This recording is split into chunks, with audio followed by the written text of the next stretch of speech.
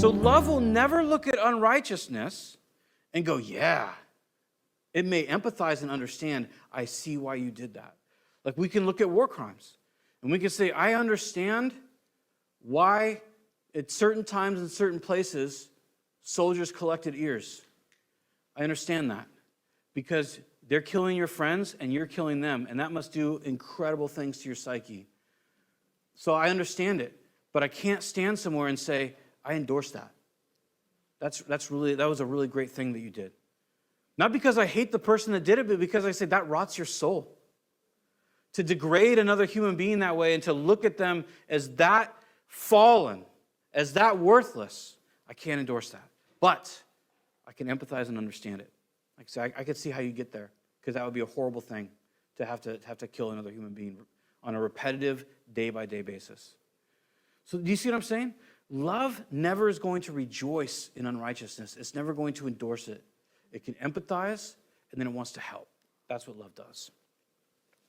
That's really good, too, in our society, where we have a society that is, a lot of it is predicated on victimization. And victimization is often brought in as a identity. And there is victimization in this world, a lot of it, absolutely. But we never want to come alongside victims and help them stay victims. We always want to come alongside and say there's victory, there's care, and we can empathize and hear, hear the things that have gone, try to help with the things that are going on, support the people that have been victimized, but to still speak truth and love, and not just stay in a position where we're always saying, yeah, you have the right to hate that other person. You have the right to continue to ignore Jesus in your life because this thing happened to you. Love doesn't do that. Love always is drawing out. Love is patient and it's kind, right? So we're not like, get your butt back to church. We're not doing that. But we are saying, hey, look, you know what? I get it. I understand it. How can we help? There's victory for you, right? That kind of thing. He's going to go on and says, it rejoices with the truth. It always protects. That's huge, right? Not just like, oh, there's a church shooter, I love, not the romantic, like, I took a bullet for you. It protects in conversations, right? It protects in instances where someone does something they shouldn't have done. Peter puts it this way, in 1 Peter 4, he says, love covers a multitude of sins. And there's something very special about a friend that sees you freak out and still cares about you, right? That sees you have a meltdown or receives ill words from you. Doesn't mean, I've seen Facebook posts where it's like a real friend lets you treat them like complete boop, beep, beep, beep, beep, beep, beep, beep, and then still loves you. No, that's not, that's not the whole story there. Yes, love will hear those things, and yes, love will want to work with you through those things, but to treat other people and try to justify treating people that way, that's not from love. But love definitely protects in a conversation. It doesn't just come out and be like, you know what, I saw this and you suck, right? That's not love.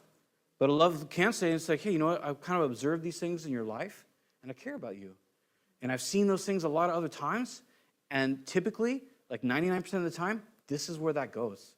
It goes to depression and anxiety and a rotten life. And I'd like to help you if you're willing for that, right? Love is always protecting people. Love, trust. Let me say one more thing about that. So there's some kind of interesting ideas about what gossip is. And it kind of varies depending on who you are, your family, church to church. And there's something that love protects, but sometimes love protects by telling someone else. So we need to be careful when there's bad things going on. We don't spread things, right? As Christians, we don't gossip. We don't spread things. But what we do, it's okay to go to trusted individuals and say, you know what, this is going on, and I don't know what to do about it. What can we do? Because that's important. Advocacy, support, knowledge, wisdom, right, from people that we know, those are very important for dealing with problems.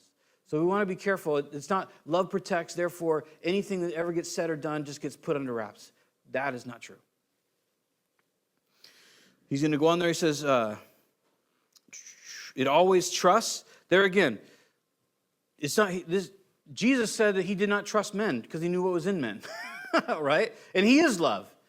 So this idea is not that love just always, whatever you said is true, right?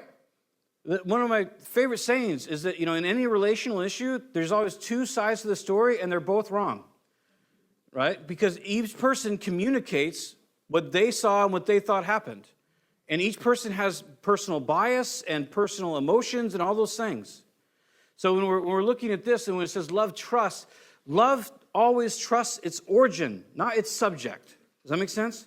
So love always trusts Christ. It always knows that things can work out. Love always knows that God is working in these things. It's not that love takes something that anybody says at every time and goes, that's definitely true. I believe you. That's not what it means. That's not even plausible. That's not even real, right? Could you actually go around your entire life and just believe everything that came out of every single person's mouth and then say, well, love trusts, so I guess trees do grow in the middle of the ocean? No, it's not real.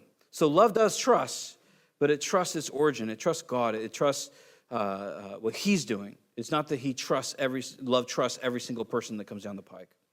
It always hopes. Same thing. Love always hopes. It always expects that God will make good on what He said. So, in other words, when I look at a person and I love them, I have the expectation that should that person turn to Christ, He will do everything in His power to change that person. But they have to say yes, right? He's not out there forcing His will on people. So love does always expect. And it always perseveres. So love is always there available to do the thing that it said it would do, right? So I can always turn back to God's Spirit in my life, and I can always allow that virtue, really God, in my life to do what He said it would do. It always perseveres. God always perseveres through everything. Now he's going to say, verse 8, love never fails. There again, it's not the fuzzy-wuzzy, but it's that moral love. To morally love someone, it will never fail them, and it will never fail you. So fuzzy-wuzzy fails all the time, but agape love never fails, and God never fails, right? Because He's the origin of this love. So it cannot fail. He says, but where are the prophecies? Now this can be a little spicy. We got a couple minutes, and we're just going to roll through this. Where there are prophecies, right? So tuck that away. They will cease. Literally, they will be wiped out. That's what it means. So where there are prophecies, eventually they will be wiped out. He says, where there are tongues, they will be stilled, literally stopped. They will stop all motion. Where there is knowledge or understanding, it will pass away. It's a derivative of the same word for cease, where it talks about prophecies. So there again, they'll be wiped out. Knowledge will be wiped out. Or certain understanding, I should say, will be wiped out. For we know in part and we prophesy in part, but when the completeness comes, and that's not the King James Bible, that's when Jesus comes, what is in part disappears. When I was a child, I talked like a child, I thought like a child, I reasoned like a child, but when I became a man, I put away childish things behind me. So this is important. What Paul is saying, this is the lead up to that sentence that love is the greatest of these virtues. Paul is literally saying to the Corinthians, you're using these gifts to try to achieve something for yourself. You're being selfish in the usage of these gifts because you need to know something. Those gifts are going away, right? There's not going to be prophecy in heaven because we'll know as we are known. So we won't need someone to tell us a prophecy because we'll know it all. We'll literally be know-it-alls, every one of us. We'll know Him as we are currently known. I mean, think about that. You'll know Jesus as He knows you. It's kind of, I don't even know how to quantify that entirely. But that's what Paul's saying here in this passage. He goes, so prophecies, they're going to be wiped out. There's going to be no more prophecies. They're going bye-bye, right? Then he says knowledge. And the word knowledge here is gnosko. It's understanding. It's not perception. It's understanding. The way that we understand things is going to be wiped out, is what he's saying. And he gives us two analogies here. The first analogy he gives is he says, when I was a child, I talked like a child. I acted like a child. I thought like a child. He says, once I became a man, I grew up. What's he saying here? This might be hard for us. He's saying that in comparison to loving one another, the gifts are the childish part. That's what he's saying. He's saying the gifts are the immature part compared to love. He's not minimizing the gifts. Okay, so we're not saying that. The gifts are alive, they're in action, they're important for us. But they are in our immature portion, our this world portion of this life. But when we grow up and we become men and women, in other words, when we graduate to heaven, whether by death or by rapture, we will put away those childish things from us. We won't have them anymore. So we're not trying to minimize gifts. We're trying to maximize love and the need for it. Because if I've predicated my Christian existence among you as being like, oh, that person's so gifted. Oh, look, that guy's so gifted. Oh, this.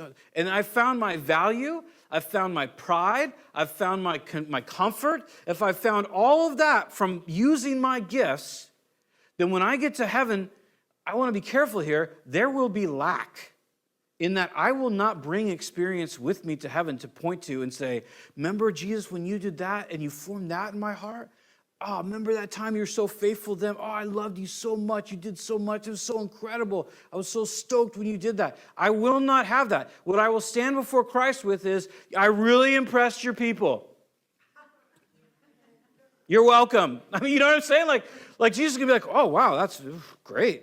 I just wanted you to love him. But if you impressed him, right? That's the point he's making. He's saying that's immaturity. To rely on identity and value from gifts is immaturity. But maturity is to love people. And maturity can only come by knowing Jesus in a personal relationship and allowing the power of his Spirit through our hearts. It cannot come from just doing stuff, just doing the gifts.